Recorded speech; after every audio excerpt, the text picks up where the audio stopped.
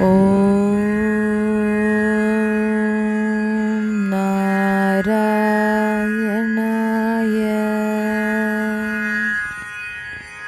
ഓംകാരമായ പൊരുൾ മൂന്നായി പിരിഞ്ഞുടനെ ആങ്കാരമായതിനു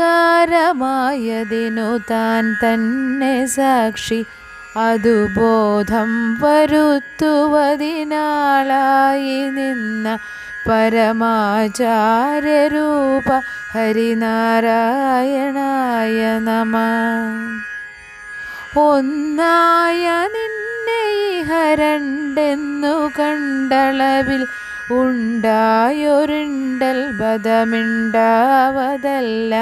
മമ പണ്ടേ കണക്കെ വരുവാൻ നിൻ കൃപാവലികൾ ഉണ്ടാകയെങ്കലിഹ നാരായണായ നമ. ശ്രീ തുഞ്ചത്ത് രാമാനുജൻ എഴുത്തച്ഛൻ എഴുതിയ ഹരിനാമകീർത്തനത്തിലെ ആരംഭ വരികളാണ് ഇവിടെ ചൊല്ലിയിരിക്കുന്നത്. അതിൻ്റെ അർത്ഥം വളരെ ഗഹനവും വിവിധ തലങ്ങളുള്ളതുമാണെങ്കിലും നമുക്ക് അതിലൂടെ ഒന്ന് യാത്ര ചെയ്തു നോക്കാം. പൂർണ്ണമായ അർത്ഥത്തിലേക്ക് പോകാൻ പറ്റിയില്ലെങ്കിലും അതിൻ്റെ ലിറ്ററൽ മീനിങ്ങിലേക്കെങ്കിലും എത്താൻ പറ്റുമെന്ന പ്രതീക്ഷയോടെ ഓങ്കാരം, ഓം അതായത് ബ്രഹ്മം മൂന്നായി വിഭജിക്കപ്പെട്ടിരിക്കുന്നു.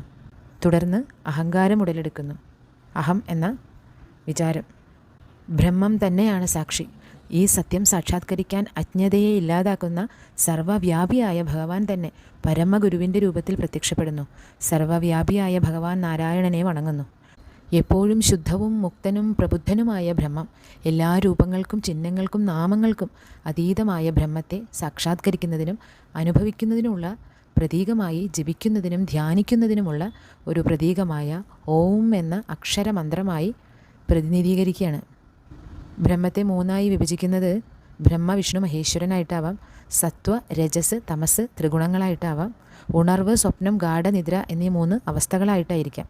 പലതരത്തിലും വിശദീകരിക്കാം.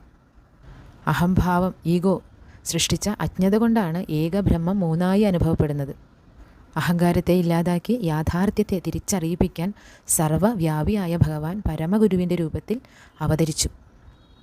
സൃഷ്ടികളോടുള്ള നിത്യസ്നേഹത്തിനും കരുതലിനും വേണ്ടി ഭഗവാനെ നമിക്കുന്നു.